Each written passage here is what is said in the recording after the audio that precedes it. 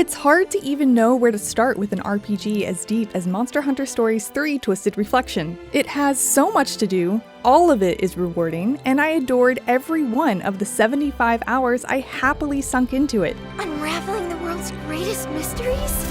Man, the Rangers are so cool! Smart changes have also made it easier than ever to dig into all its different systems without watering them down in the process, making for a beautiful evolution of an already great series. Let's go! Alright!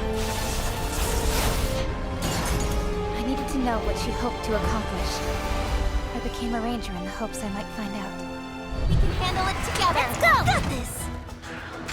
Twisted Reflection is another turn-based monster-collecting spin-off of the Monster Hunter series.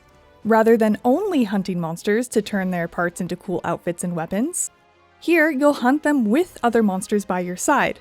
Like Pokemon, you can have up to 6 monsters called Monsties in your party and switch between them in battle. But you'll fight alongside them too.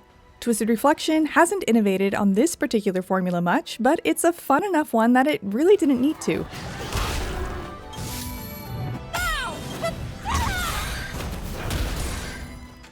One of the most immediate changes are to your main character. You play as an adult this time, complete with their own personality and dialogue.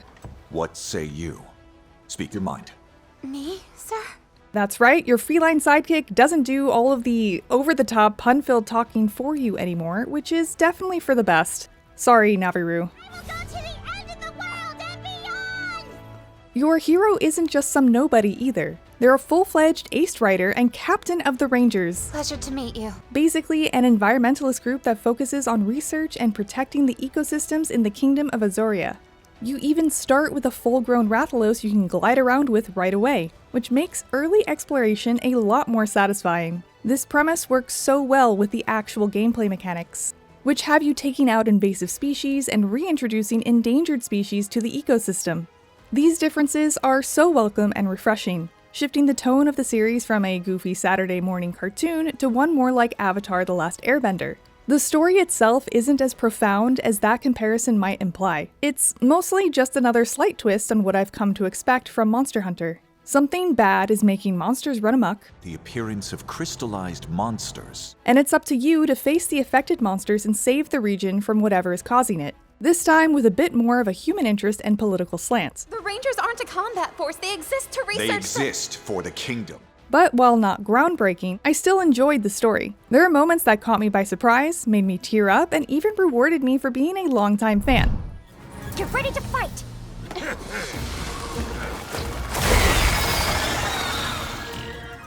The battle system is much more intricate than a lot of other turn-based RPGs I've played. Monsters have 3 attack types that work like rock, paper, scissors, plus elemental weaknesses and resistances on top of that. Your rider then also has 3 weapon damage types across 6 weapons to choose from, all of which have different mechanics. Monster parts can be targeted individually, and are weak to specific weapon damage types. And you can switch freely between 3 weapons in battle in order to best exploit those weaknesses. It sounds like a lot, but the variety I knew I'd encounter encouraged me to always have a spread of upgraded weapons on hand and a variety of monsties, which keeps battles fresh throughout. This is all very similar to Stories 2's battle system, but it's been expanded upon. For example, enemy monsters now also have a Wyvern Soul gauge. Weapons and attacks have different damage values for Wyvern Soul, and depleting it will stagger the opponent, essentially skipping their turn.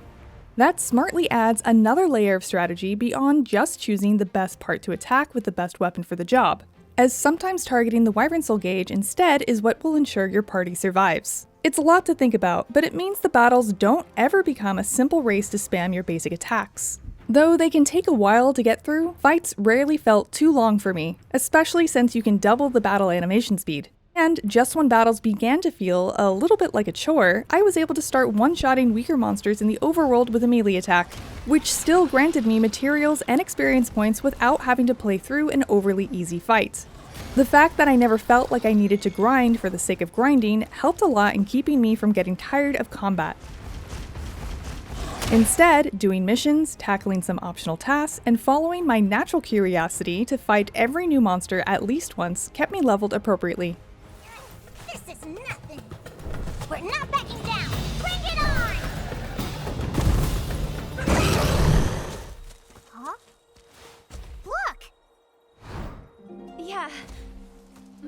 eggs. The process of egg collecting, hatching, releasing, and customizing is where Twisted Reflection really shines. The various systems are all interconnected perfectly to create an Ouroboros of a gameplay loop that feeds into itself, with dopamine hits every single step of the way. It could be an ultra-rare endangered species! I spent nearly 20 hours in the first area alone because I wanted to do everything I could before moving on, and just about everything I was really into was technically optional. But maybe that's why it was so easy to get engrossed. Nothing was spoon-fed to me or forced down my throat. Instead, it simply introduced me to how things worked and then said, go forth. And go forth I did. If you don't know Monster Hunter Stories, it works a bit differently than most traditional creature collectors. Instead of having to catch monsters in battles, you search inside dens for eggs. There are multiple layers of gacha in this system, with den spawns, different species of eggs inside of those dens, and the skills Monsties hatch, all being somewhat randomized, but it all works incredibly well rather than feeling obnoxious. Each microclimate is inhabited by specific monsters you can then find inside the eggs there. There are 3 rarity levels of dens to find, which lead to 3 rarity levels of eggs, and hatching them is the only way to learn what skill genes they have. The rarer the egg, the better the genes. Tally that all up and you have 4 different moments of randomized excitement. It might sound like that much randomization would be annoying. What if you only want one specific Monstie, for instance? But in my experience, I never had to spend very long to find what I was looking for, and the other things I picked up along the way made it feel like I was never wasting time. It's satisfying just to collect materials while exploring on the way to a den, casually hunting some monsters as I go to make new weapons and armor. Even hatching eggs you don't want is useful because their genes are then unlocked for every Monstie you have. Genes can be freely moved between Monsties and rearranged as many times as you like, letting you more easily trigger bingo bonuses on their gene boards. This process is a big change from Stories 2, which would consume your host monster upon transferring a single gene. You also couldn't rearrange genes. So many layers of commitment, and as someone who's chronically indecisive, that system was practically torture. Twisted Reflection instead welcomes you to experiment as much as you want. Those old gene restrictions would have also been at odds with the new habitat restoration system, which has you reintroducing extra Monsties to the wild. First, you must dispose of a feral monster in the area so you can set up a camp there, which are both relatively challenging and quite rewarding to beat. Each camp you unlock also increases the stat bonus a Monstie gets when it's hatched from an egg from that map. And once camp is set up, you can then release monsters back into that specific area. The more of a species you release there, the higher their ecosystem rank will rise up to S rank. To add even more complexity to your team building, S rank Monsties hatch with all 3 of a given map's environment skills, which are especially advantageous as they don't take up space on the gene board. Alternatively, you can send existing Monsties on an excursion to different locations and they'll come back with that region's environment skills, if its species is S rank there. Not to mention, hatching S-rank Monsties is also the only way to access some powerful genes called egg skills. I became pretty obsessed with getting any species of Monstie I wanted on my team up to S-rank first too, because that gives them an additional element dictated by the area and also changes its color. This system was scrapped in Stories 2, and I'm so happy it made its way back to the series in an even less convoluted and more advantageous form. But wait, there's more! You can also repel invasive species to get your hands on endangered species eggs. That's easier said than done though. Look at that! Grapevine! You first have to find its pretty hidden nest, and then you need to sneak around its territory to collect tracks that clue you in on how to get it to run. The tutorial Yian Garuga needed me to topple it by breaking its legs, for example. That's probably the simplest of them. They're all a different puzzle that's fun to solve. After repelling an invasive species, you can try to actually slay it, but that's very clearly meant to be an endgame activity. For context, they are level 50 when repelling them and level 75 when trying to slay them, and I completed the story at only level 65. The same goes for the challenging Elder Dragons, but none of my time felt wasted even if I spent 15 minutes getting absolutely bodied by one. If I did well enough, I could repel it, meaning the next time it'll come around pre-weakened. Even if I didn't leave a single scratch on it, those fights still rewarded me with a single Elder Dragon material. You only need 3 of these to make the first level of an Elder Dragon's armor or weapon.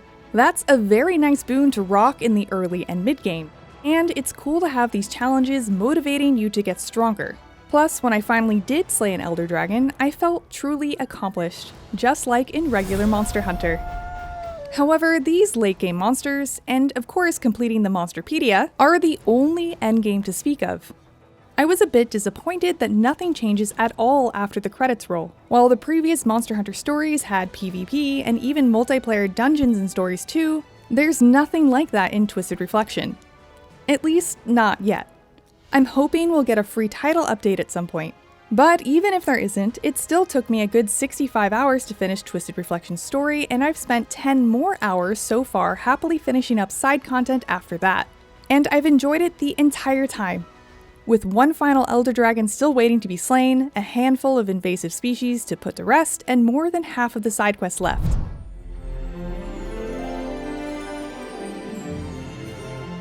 I loved every step of my obsessive Monstie-collecting journey in Monster Hunter Stories 3 Twisted Reflection. It smooths over the mild frustrations and complaints I had with its already great predecessors, leaving only a finely tuned loop of hunting, hatching, restoring, and upgrading that perfectly feeds into itself every step of the way. The joy of finding a cool new monster, figuring out how to build it to best fit into my team, and finally riding off into the sunset with it is unmatched. Twisted Reflection shines as another excellent spin-off of one of my favorite series, but it also just stands as a fantastic monster collecting RPG all on its own.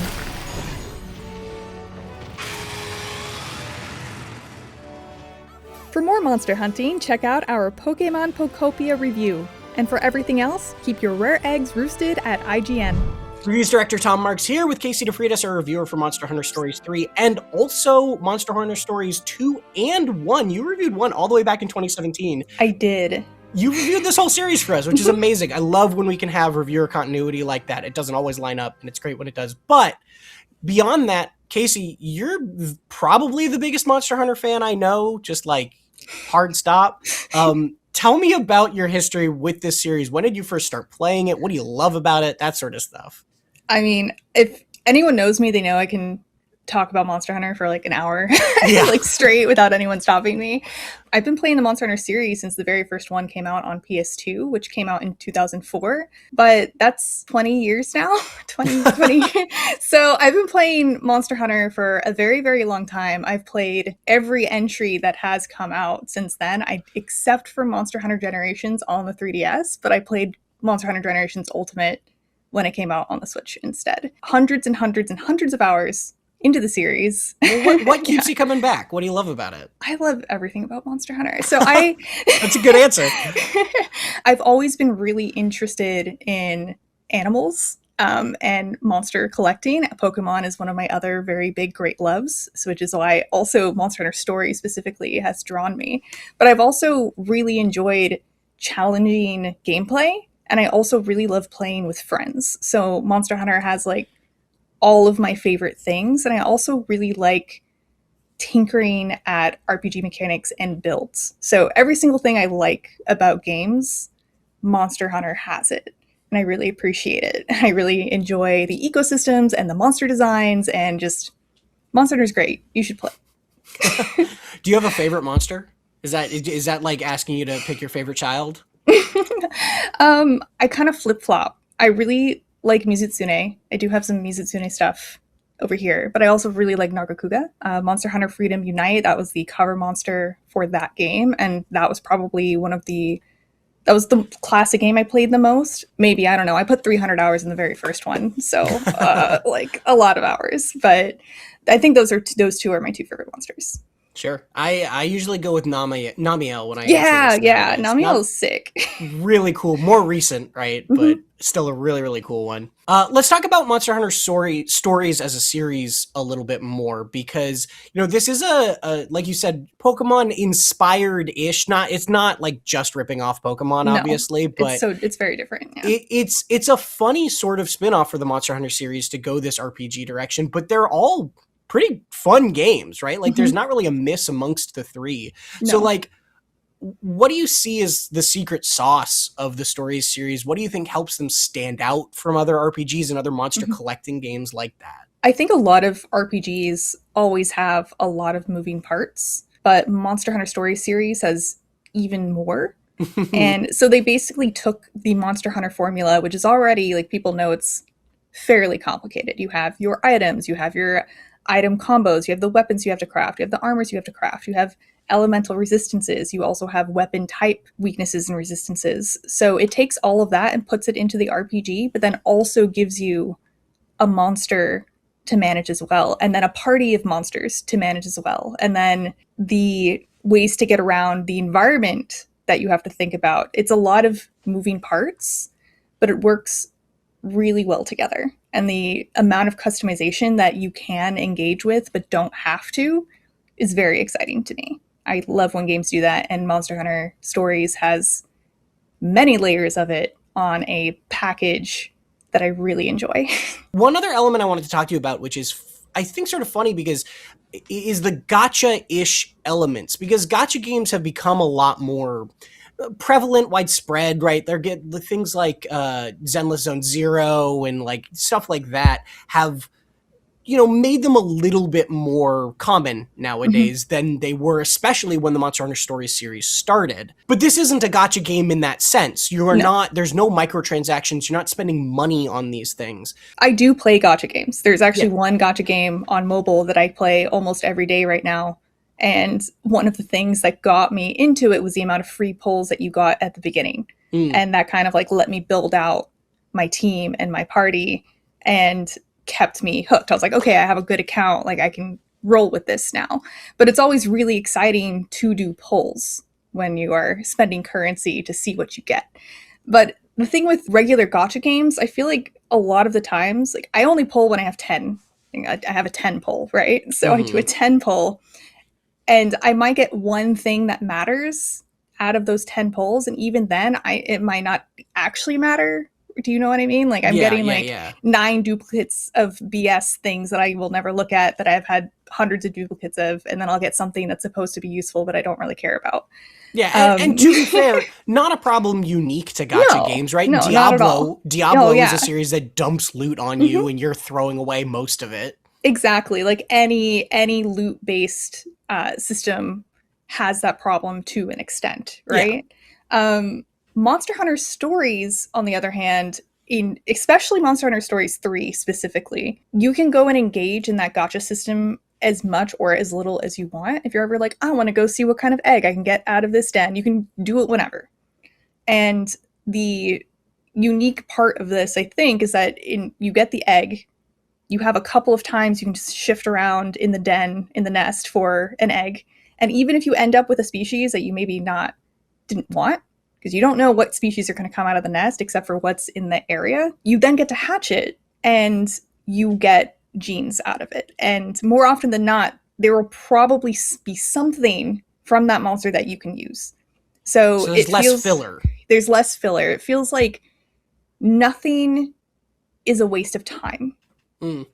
And that's kind of how I felt every single time. Like, even if I was going to a nest with a specific goal of like, I am looking for this specific monster, if I came out of it with a gold rarity egg or a rainbow rarity egg, I was like, you know what? I can probably use this anyway. And I would get it. It would hatch. And I'd be like, hell yeah, I've got this like large fire resistance gene that I can use for a boss or something, Like, there's always something that you can use from it. And even then, expanding upon that as well, you have the habitat restoration system.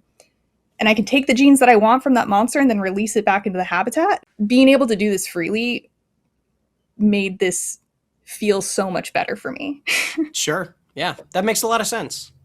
Well, Casey, thank you so much for talking with us a little bit more about your Monster Hunter tastes, your RPG tastes, all of that jazz. It was great chatting with you. I'm glad we finally got you on to one of these interviews at the end of a review. It's been too long. For more, if you want a different kind of collecting monster game, we just reviewed Pokemon Pokopia. I'd had a chat at the end of that with Rebecca Valentine, the reviewer of that. And if you want a more genuinely gotcha game, last month we reviewed Arknight's Enfield, and you can check out that. And for everything else, stick with IGN.